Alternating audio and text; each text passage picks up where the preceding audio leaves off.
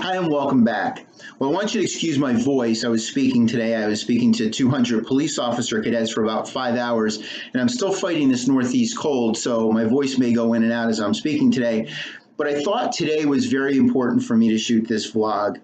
I normally don't get floored. Things usually don't have that kind of impact on me. I've seen a lot in my police career and as an attorney and as a business person, and very rarely do I see something or does something happen to me that kind of stops me in my tracks. But that happened to me today.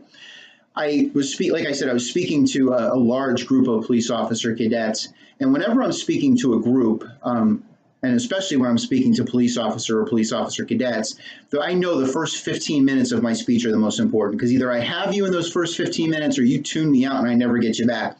So I run into this room today full of energy with this story about being a police officer. I want to get these people. I want to grab them right away. I want them to be hanging on the edge of their seats, listening to everything I say. So I come in with a lot of energy.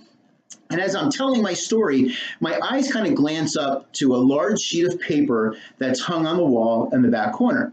And on that piece of paper are the words, "We are Wyatt Earp." And I stopped talking immediately. And for those of you who have read Perfect Life, you know that was my mantra as a police officer. And that kept me alive on more than a couple occasions.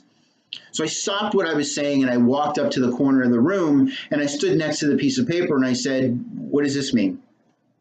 And the group leader, the leader of the class, stood up and said, "Sir, we read your book and we want that to be our mantra too."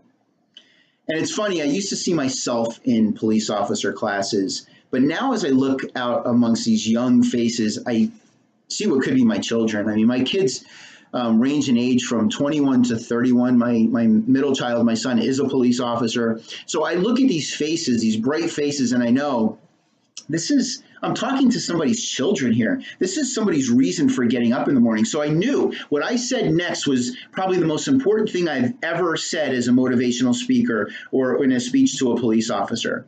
And I looked at them and I said, "Listen, Wyatt Earp was my mantra and it saved me. And I know you all know that because you've read the book."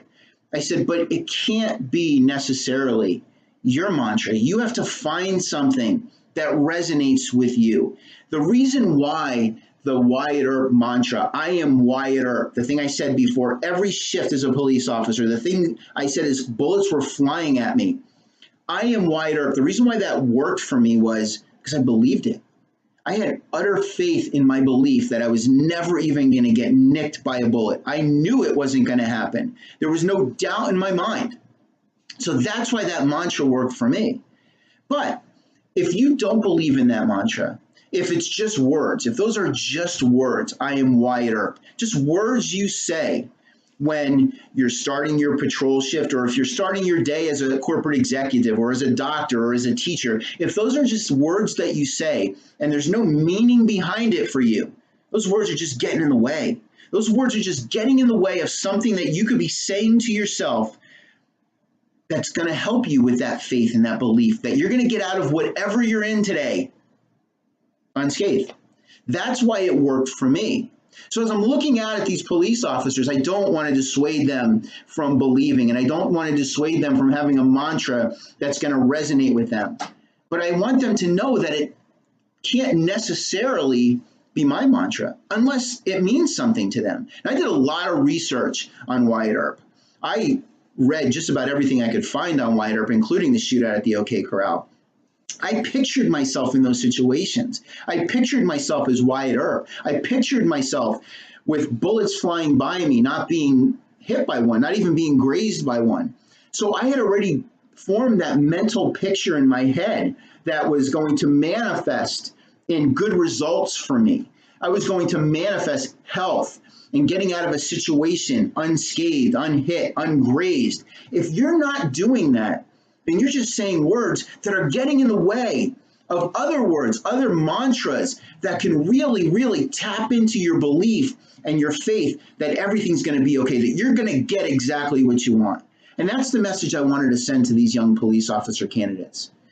And I don't think I've ever had a more important message that I've ever had to tell anybody, because I know in 3 or 4 or 5 weeks, these young people are going into a very hostile environment. Some of them are ready for it. Some of them probably aren't.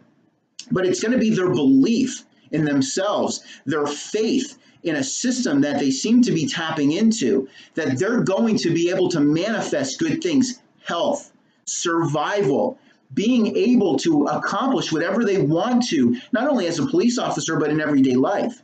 But if their mind is bogged down and clouded with my mantra that doesn't mean anything to them, they're missing an opportunity that may save their life, an opportunity to fill their head with thoughts of faith and belief.